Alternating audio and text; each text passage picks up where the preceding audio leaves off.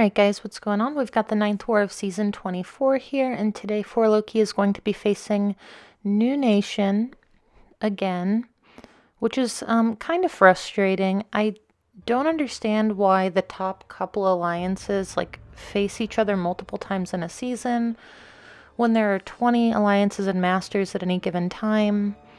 You know, especially when the top 4 through 20 are all getting the same rewards. Seems kind of silly to have, the top 5 just continue to face each other over and over again. So anyway, with that rant over, and I really try not to complain too much in this game, let's go ahead and take a look at their defense here. So I see HitMonkey on path 1. Basically, a lot of my fights that I normally take with Omega are going to be split up all over this map, so I wasn't quite sure where I was going to end up going. I see a Kingpin on Power Snack up just a little bit. I think last time we saw that, Taters took it with a Paco. Mole Man on path 8 in section 2. Mole Man is a fight that I would usually take, so I thought maybe I would be going there. I see Agent Venom on Footloose. I could see myself having to take that fight, but then I look at the rest of the fights in the middle and it doesn't look, aside from that Nick Fury, like anything that I would be taking with Omega. Man-Thing on EMP modification is actually good placement. I wouldn't have really thought of that. Let's see here. Korg on Vigor, that makes sense. And Mojo Boss. So a lot of this kind of looks similar to Kenobi's defense from last war with a few alterations. So it looks like a pretty tough map. It looks like a lot of these paths need different defenders to take them, or I'm sorry, different attackers to take them. So we're going to go ahead and select our team here, and we're going to be bringing in Omega and Quake. And I'm going to be starting off on path 1. So this first fight here is going to be a rank 3 HitMonkey, and this is Arc Overload and Vigorous Assault. So pretty much anytime that HitMonkey is regenerating, he's going to be unblockable.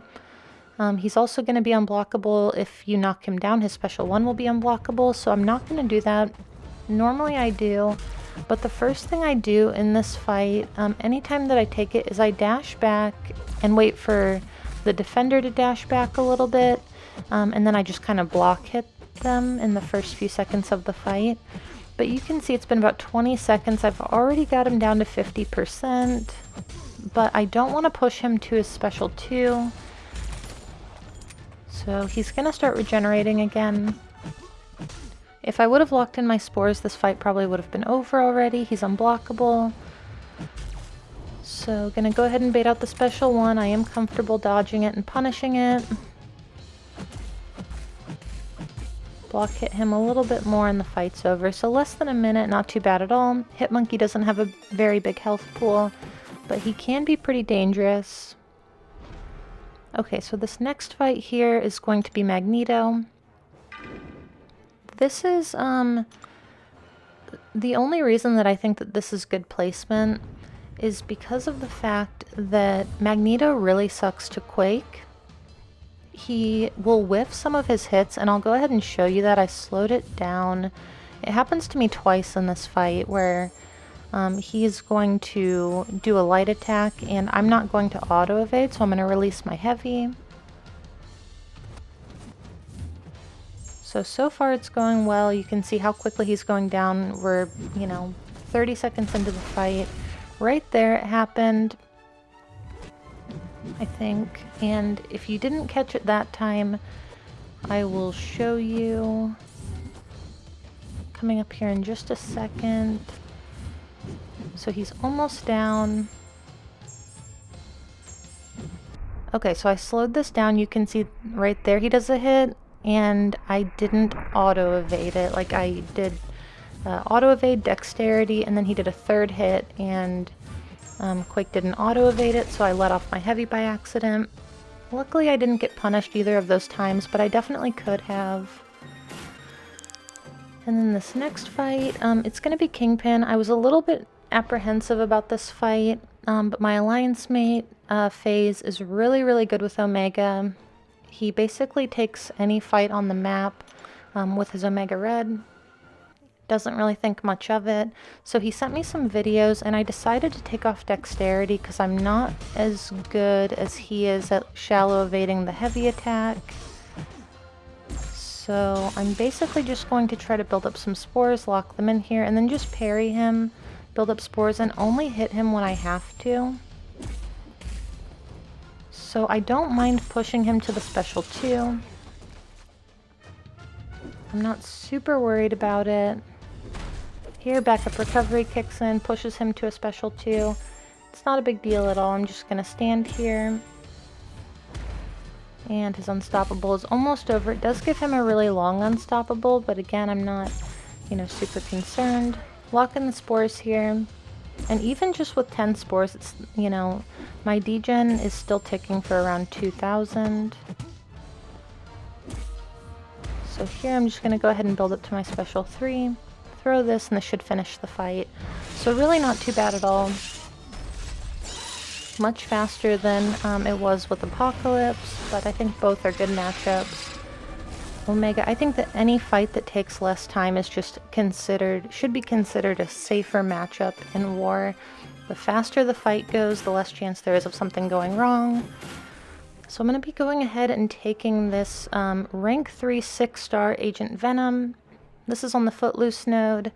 They probably put him here because of his special 1. It also has kinetic transference, and he can't be quaked.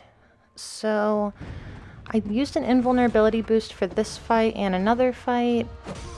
And also Enzo placed the white Magneto pre-fight for me here so I can parry him without issue. So I'm going to be doing 4 hits, blocking. I don't mind taking a special 3 in this fight. Here I'm going to go ahead and lock in my spores. And you can see that it's been about 30 seconds. He's going down pretty quickly here. Go ahead and throw him to this, push him to the special 3 here. It almost killed him, but not quite. And he's got 2% left. He's going to throw the special 3. And again, this isn't a big deal. And it also places a bleed on me. So he's going to come out of it, and I'm just going to block. And he's just going to drop. So pretty easy fight. I was a little bit worried about that one too. And then I'm going to be quaking this Wasp. This is a rank 3 Wasp on Rage. So I was a little bit worried about this fight because I haven't been super comfortable with Quake lately, and I've seen people die to this fight with Quake when Wasp just starts throwing wild heavies out of nowhere, like right there for example. And she's going to do it one other time.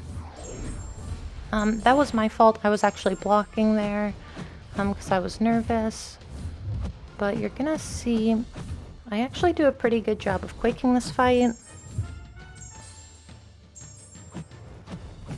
And again, it's just kind of long. Wasp has a small health pool, but the health pool of this champion, like the smaller the health pool, the better, because you can never do more than 2.5% of their health at once without triggering rage. So,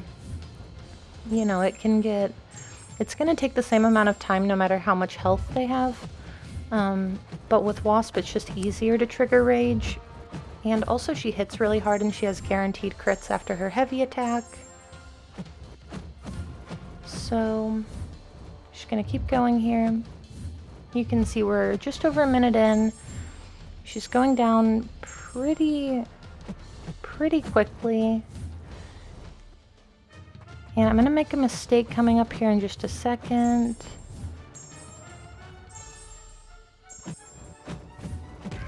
So right there, that ate 2 of my indestructible charges. So now if she hits me with a heavy, I could really be in trouble. Here she's so close to being down. Here I'm just charging heavy, and out of nowhere she just throws this random heavy attack. One heavy attack from Wasp is pretty much guaranteed death. So luckily it didn't come down to that. This next fight here is going to be Power Focus 2 and Aggression Prowess. I'm pretty comfortable with the timing of the Aggression Prowess node from taking node 23 so much. And this is just going to be a Venom. The special 2 isn't unblockable or anything, so I'm really not worried about this fight at all. I play it like I would Node 23 Korg, just medium light, try to manage his power a little bit. Here he's going to throw the special 1, that's totally fine. He's going to throw it again. I do want to lock in my spores, and every time he throws the special 1, I'm losing spores. But we finally locked in a heavy attack here. We're about 30 seconds in. He's almost down. And yeah, the fight's over. So not difficult at all. And let's see here. Our last fight of this war is going to be Nick Fury. This is a rank 3 Nick Fury on Ebb Flow Intercept, Redoubled Determination, and Crumbling Armor. So I wasn't super... I know that I can out-damage this node. The only thing that concerned me was like whether or not I was going to give him too many of his tactical charges in his second life. But I started off with a pretty good intercept, so I'm going to get some good damage off the beginning. And my goal here is to just lock in these spores. And I'm not even going to try to intercept him again during this fight. You can see I'm doing plenty of damage without intercepting him. That heavy attack just crit for over 5,000. He doesn't have a ton of health. That's the thing that I always need to try to remember about these Alliance War fights, is that, you know, these defenders don't have a ton of health. Like, any fight that I'm super worried about, you know, you only need to be able to do like 100,000 or 150,000 damage to them, and you have 5 minutes to do it. So it's really not too bad when you think about it that way. Here he has the protection up, but you can see that I'm still getting really good damage against him. Here he's going to go ahead and throw the special 2, that's totally fine. We're coming down to the end of this fight. Still have 17 spores on him. Here, gonna go ahead and throw another heavy attack. Fight's pretty much over. And I'm just gonna throw the special 3. I don't really know why I did that. Either way, good war for me. I think that was 7 fights. And so far the season's going pretty well for me. You know, I did have that one death against the Apocalypse boss, which was unfortunate, where I basically got caught in a dashback with his special 2. But aside from that, it's going okay. And we did end up losing this war. We actually just got completely destroyed. We died 11 times. That's super high for us, especially this season. They died 3 times. And yeah, I think that we were all just still kind of, you know, morale was a little bit low after tying Kenobi. And I think that at this point we kind of felt like we were out of the running for the top 3. That being said, you know, we could potentially get back into the top 3 with the ban wave that just happened. Obviously, nobody in 4 Loki got banned, so, you know, our alliance is whole. I know that nobody in New Nation got banned, so, you know, we might have a shot again. We'll see how the last week of war plays out. But either way, thank you guys so much for watching, and I will see you in the next one.